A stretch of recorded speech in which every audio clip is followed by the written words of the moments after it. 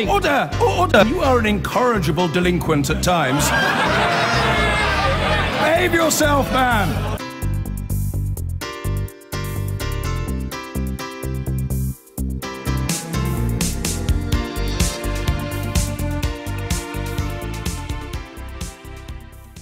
Plenty of opportunity to chat, but now I'm absolutely thrilled to be joined by the Brexit Secretary, David Davis. Very good to see you, and I think we'll come back to some of those election issues a bit later, but I do want to start actually by looking essentially at your brief, because it is right at the centre of why the Prime Minister said she wanted a general election. Now, her main argument for a general election was she said that she needed a bigger majority to strengthen her hand in negotiations with the rest of the EU on our exit terms. But whenever I talk to EU leaders or officials, they say that's absolute nonsense. They can't see any way in which, you know, they're going to somehow be more amenable depending on the size of her majority. To quote my namesake, Maddie Rice-Davis, they would say that, wouldn't they? I mean, you know, they're on the other side of a negotiation. Look, the first thing is, I mean, Brexit is the defining issue of the age in some respects. It's underpinning. You've got a successful Brexit, gives you the basis for a successful economic strategy, gives you the basis for paying for public services, funding the sorts of things that we've just been talking about. Now, in the last 9 months, we have taken through the House of Commons the Article 50 bill. In the course of that, the standard debate was, you've got a mandate to leave the European Union. Well, you know, we, who can't quite cope with this argument, have accepted that there's been a referendum, but you haven't got a mandate to leave in that way. You can leave the European Union, but you can't leave the single market, or you can't leave the customs union, or other impractical proposals. What this is doing is creating a mandate for the way we do it. Not just that we're going to leave, but we're going to leave on these terms. And so just to be clear, in this hard, soft distinction that people make, this is a mandate for a hard Brexit. Well, I just think hard Brexit and soft Brexit are propaganda terms. I mean, it's very plain. Well, but it is not membership of the single market. It is out of the customs union. But it is no role for the European Court of Justice. It's control over immigration. All of that. This is for you the big platform of your party. But that's what the public voted for. I mean, They knew I mean, both sides in the referendum. I don't want to go over the referendum campaign again, thank you. But both sides said, if we leave, we have to leave the single market. Both Cameron and Osborne on one side, Gove and Johnson on the other, both said that on television and other places. So that's the first thing. Now, can I just ask you... No, it's important. It's important, if I may, Robert, to square this particular circle, because they say, oh, well, that's what cutting ourselves off. No, it's not. What we're seeking is a comprehensive free trade agreement with the European Union, covering all products and all services. What we're seeking is a customs agreement to go with that, to make free and frictionless trade. Now, what we're aiming to get, in other words, is the most beneficial economic outcome we can, whilst actually respecting the outcome of the referendum. Which is why I say hard and soft doesn't actually capture the... OK, listen, I don't want to get bogged down on terminology, but there is a perfectly plausible argument that says when you're in a negotiation and you're pressing for the most favourable trade terms possible, actually your hand is strengthened if you say to the people on the other side of the negotiation, look, unless you give a bit more, I'm just not going to be able to get this through my own parliament. And you want a deal, we both want a deal, give a bit more ground. So curiously, you could argue that a smaller majority reinforces her negotiation position. No, it doesn't, I'm afraid. I mean, one of the issues that we had to deal with in this last 9 months is you've got not a large number, but a significant number of people who say they accept the referendum, but actually try every turn to tie the hands of the negotiators. You know, the argument about whether a bad deal is better or worse than no deal. We argue, you know, a bad deal can be significantly worse than no deal. Yeah. So that, taking away that option of having a no deal outcome, is actually quite serious undermining of the negotiating capability. Nobody wants no deal. Nobody wants it, but you've got to have the option. You go buy a house, and you walk in and you say, I'm going to buy this house, whatever. You're going to pay a very large price for it. Ditto car, ditto anything else.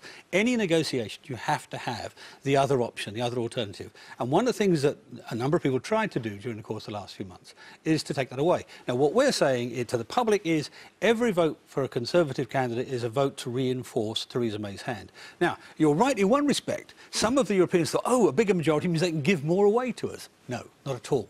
A big majority means we've got a stronger hand and get a better deal. Well, I think, many are going to dispute that, but let's just get on to the process. So, talking to EU officials the other day, they say that the next big event in terms of the negotiation will be a meeting either with you or whoever Labour wins their Brexit secretary.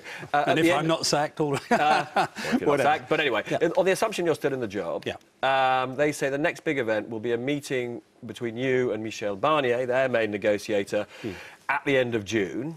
And that will be a conversation about the mandate they've published for how these talks will go.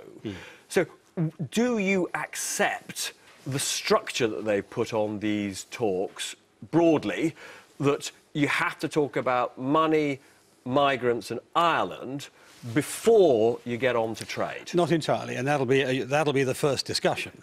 So which bit of that don't you accept? Well, money and Ireland, basically. I mean, the European Union citizens in the UK, British citizens abroad, we all accept needs to be dealt with as fast as possible. And can I just ask, they think that this could be all wrapped up by the early autumn on the rights of citizens. Do you think it could all be wrapped up? Yes. Because they have laid out that they want to guarantee all rights, pension rights, health rights and all the rest of it, which is what people were saying in the Leave campaign. So that could be wrapped up quite quickly. I think so. I mean, there will be arguments over fine detail.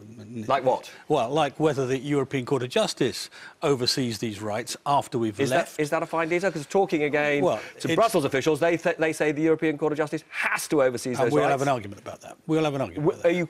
Are you prepared to accept that at all? No, we're not. And the simple truth is we're leaving. We are going to be outside the reach of the European Court.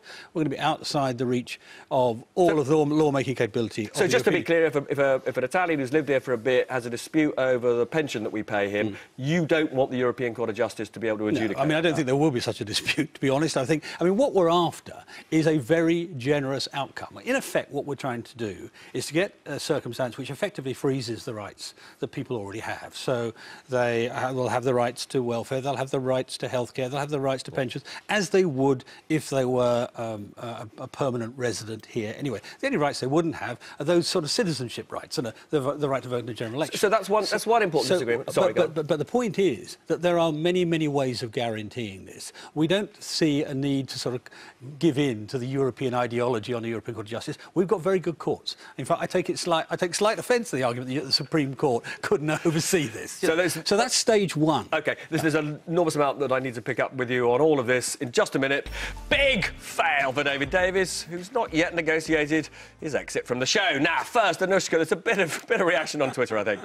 Thanks, Robert. Yeah, as you can imagine, Twitter is alive, and not all of it that kind. Here is academic Paul Hutchings saying, oh, is that the right one? We can sort things out quickly except for the fine detail. Yes, those are commonly known as the hard bits and where the devil is found. And we agree with that. Politico's Tom McTague, who knows a thing or two about Brussels, says David Davis jokes about being sacked after the election. It seems bizarre from London, but in Brussels, it is a perpetual rumour.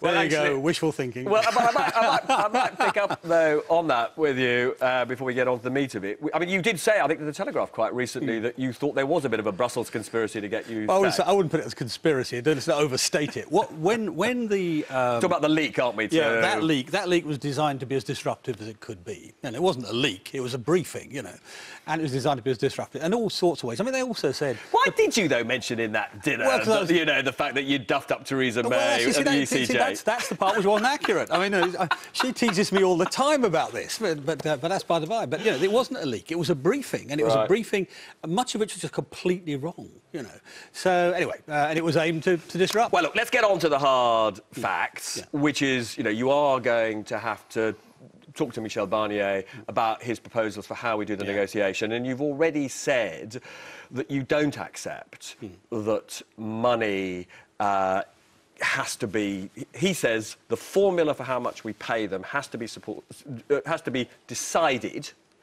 before we get on to trade talks. And you're saying you're having none of that. Is that right? Well, what we've said is Article 50 says that you'll decide what is now called the divorce arrangement, but the separation, taking into account the ongoing relationship. Well, how can you take into account an ongoing relationship which doesn't exist yet?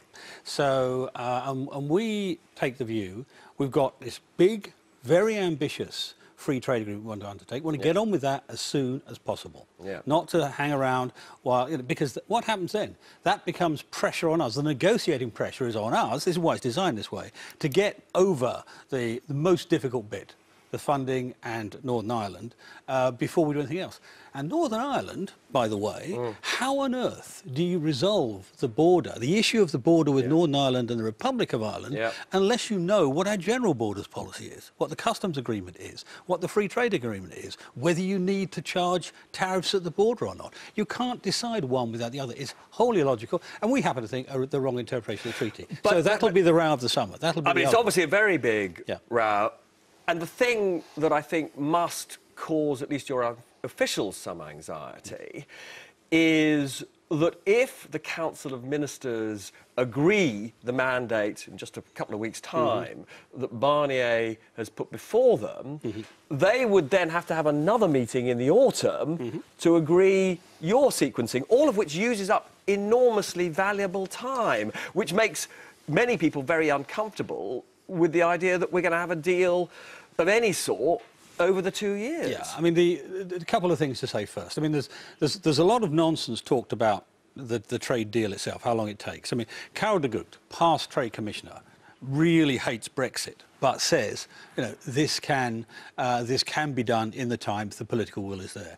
The current one, Malmström, also hates Brexit. The current but just to be clear, you're not anxious about those extra months being used up by this row over the summer, which you say is inevitable. No, well, for a start, if they wanted to, they could have another council.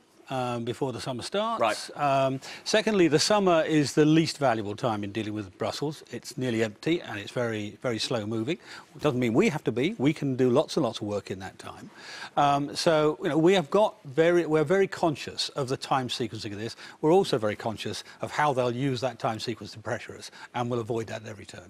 I mean, just finally, they do say that the reason they want the formula for money settled first, and this is, I think, relevant to the strength of our negotiating hand, is they say that they do not believe even a country you think is our friends, the Poles, for example, would be prepared to talk about trade until they know what kind of money is available to them for infrastructure projects that they're currently working on based on money coming from us. What happened in the last 9 months is Michel Barnier went around all the 27, talked to them all, and basically tried to get them to exercise solidarity, as they term it, to operate together.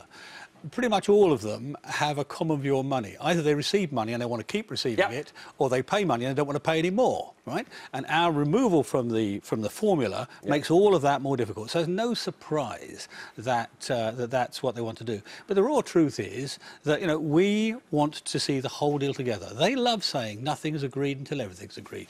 That's our view on this, with the single exception of the detail of the of European citizens and British citizens outside their own countries. With the single exception of that, we want to see everything packaged up together, and that's what we're going to do. Well, great to see you. Thanks so much for coming on. Commiserations that you're going to have a pretty difficult time over the summer, so it seems. Anyway, see you again soon. So there we had, I thought, absolutely fascinating disclosures from the current Brexit Secretary, David Davis, who has made it absolutely clear that we're simply not going to accept the structure for these talks, which the rest of the European Union has said they want. So we are heading for an almighty row very soon, aren't we?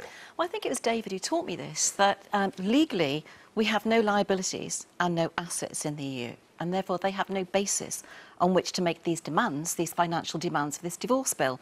And I think it's very important that that is sorted out fundamentally before we move on into the negotiations. You know, it's a bit of a minefield otherwise if we've got this hanging over us. It's an ever-moving, I think it was 50 billion at one point, it's moved to 100 billion. It has to be sorted. They have to know and understand the basis on which we're going to move forward. And I think if they've thrown this down, this gauntlet down, it has to be dealt with. Now, what David Davis had to say was perfectly clear. The critique made of Labour is nobody really understands what your position is on any of this.